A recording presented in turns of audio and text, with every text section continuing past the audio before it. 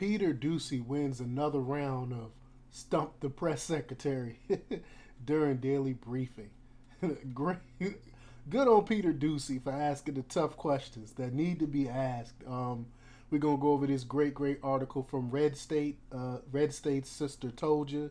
A great article showing the battle between Peter Doocy and Jean-Pierre,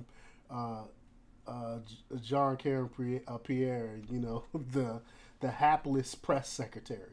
But before we get started, go ahead and hit that like button, share this out so we get this information out there.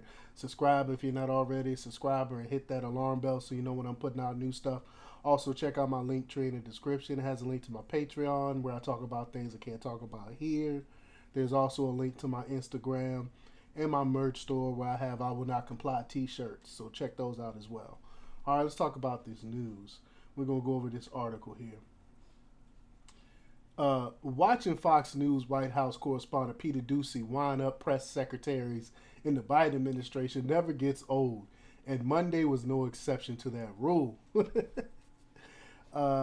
She goes on to say that as we previously reported, Doocy has been one of the most dogged members of the White House press corps concerning Joe Biden's classified document scandal, a situation that got even worse over the weekend when even more documents, including some from his time in the Senate, were discovered at his Wilmington, Delaware home, despite the American people being told multiple times Thursday by Press Secretary Karen Jean-Pierre that the search was, quote, complete. During Monday's daily briefing, Doocy once again got several questions into Jean-Pierre on the subject, and she struggled to come up with coherent answers every time he did so. It's hilarious.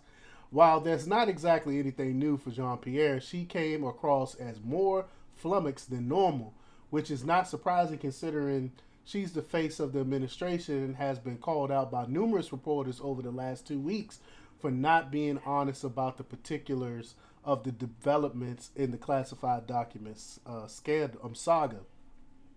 In her first question, Doocy, perhaps with the understanding in mind that Jean-Pierre was going to have to get even more creative in coming up with more excuses considering Saturday's news, asked her, quote, what, quote, 4-letter word did she let out when she heard that more documents had been found. That's pretty funny. She was clearly taken aback by the question and just laughed, and then asked her to confirm if Biden was indeed intending to run for president again. After she, hold on, let's play the video here. When you found out that the FBI had located even more classified materials in Wilmington, which 4-letter word did you use? Even she laughed. Oh my goodness, Peter. Can't say. Okay. President Biden is still intending to run for re-election in 2024, right? I'll just repeat what the president said after the midterm election, which is he intends to run. I'm going to be very careful from here.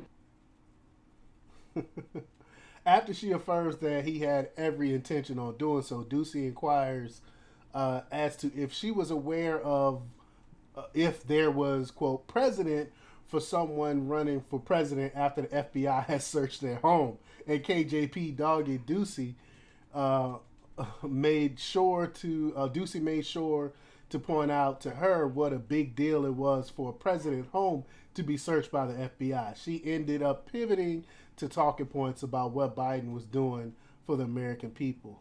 Yada, yada, yada. So let's check that out. Is there a precedent for people running for president after FBI It sounds like agents you already know that the answer to that question. Look, here's what I here's the answer to that question. Here's an FBI search of a president's residence is a big deal. Here's what the president's going to focus on. He's going to focus on continuing to deliver for the American people. That's his focus.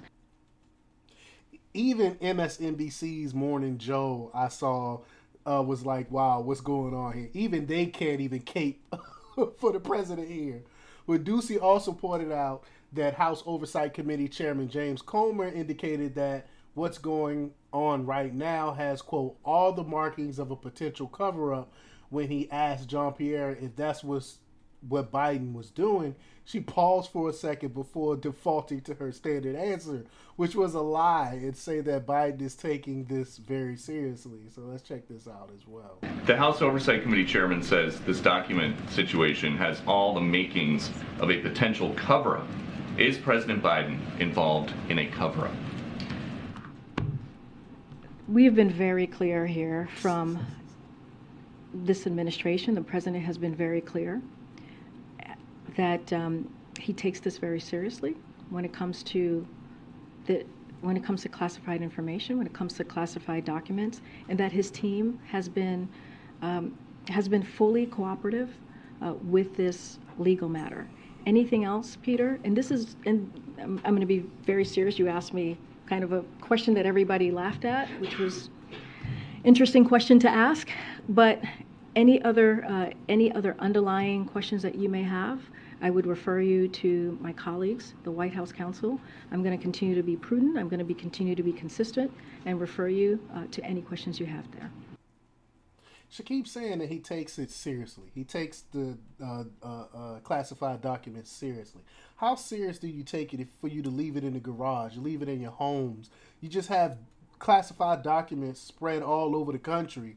You don't take it too seriously.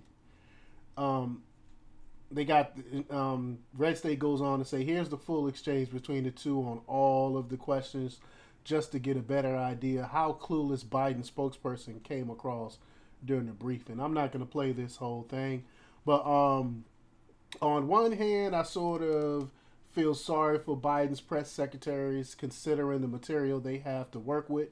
I don't feel sorry for it. That's what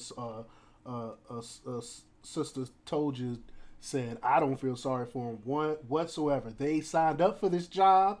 They knew how corrupt he was before they signed up for this job, so I don't have any type of bad feelings for them. She goes on to say, but they signed on for that's basically what I said. But they signed on for the job in advance, knowing what they could be in for. So they deserve these types of grillings every time they step to the podium. It's just too bad that they get paid with our tax dollars to insult our intelligence every day. I do agree 100% with that. They act like we don't. They know they're lying to us. We know they're lying to us. They know we know they're lying to us, but they continue to lie to us. This is madness. But let me know what you think. Leave your comments down below. Like, share, and subscribe, and check out themarkrepublics.com for the latest in news. Until next time, peace.